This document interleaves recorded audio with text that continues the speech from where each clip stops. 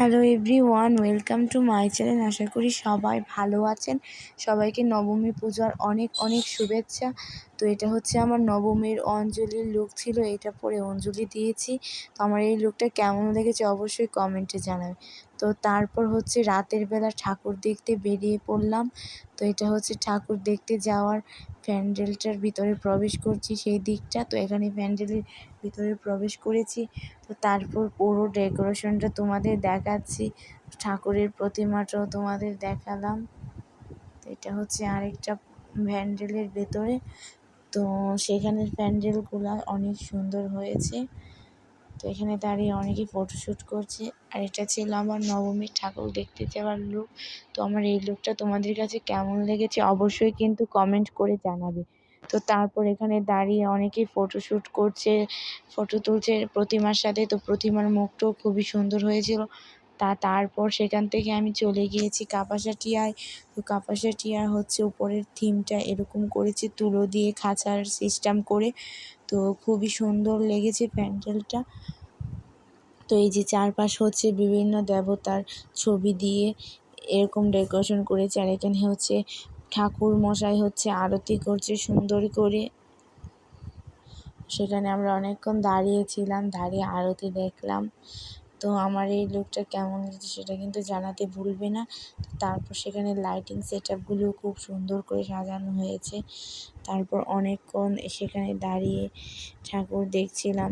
তো দেখার পর হচ্ছে এখান থেকে বের হয়ে আবার অন্য একটা জায়গায় চলে গেলাম, সেটাও কাপাসাটিয়া ঠাকুরের মন্দিরে। সেখানেও তোমাদের ডেকোরেশনটা ফুল দেখালাম।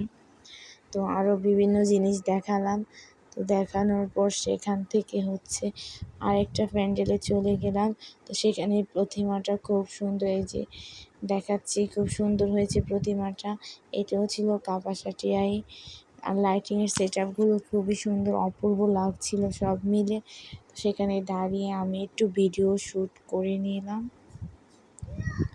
তো এই যে মানুষ এক পেছন দিয়ে দাঁড়িয়ে ছবি তুলছে অনেকেই। তো তারপর সেখানে ঠাকুরের সাথে ভিডিও শ্যুট করার পর সেখান থেকে বেরিয়ে অন্য কানে চলে গেলাম। সেটা হচ্ছে আমাদের কুলিয়াচর বাজারের প্যান্ডেল, সেই বাজারের ঠাকুরটা তোমাদের দেখালাম। তো সেখান থেকে আবার চলে গেলাম আমি হচ্ছে এটা হচ্ছে প্রবেশপথটা তোমাদের দেখাচ্ছি কাপাসাটিয়ারই। তো কাপাসাটি আসার পর সেখান থেকে বাজারে আসলাম, বাজার থেকে আবার চলে গেলাম দুয়ারিয়াতে।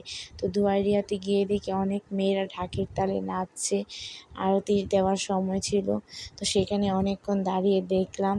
তো তারপর হচ্ছে দাসপাড়া চলে গেলাম। তো দাসপাড়ার এই প্যান্ডেলগুলো ডেকোরেশনগুলো তোমাদের সাথে শেয়ার করলাম, দেখালাম। তো দাসপাড়ার ঠাকুর দেখার পর এখন হচ্ছে আমাদের বাড়ি ফিরে যাওয়ার সময় হয়ে গেছে। তো রাস্তাটা দেখাচ্ছি, কি লাইটিং ঝলমল করছে, লাইট দিয়ে সাজানো হয়েছে। তারপর আমরা অটোতে উঠে বসলাম, বসার পর আমরা বাড়িতে চলে গেলাম। তো আজকের মতো ভিডিওটা এখানেই শেষ করলাম।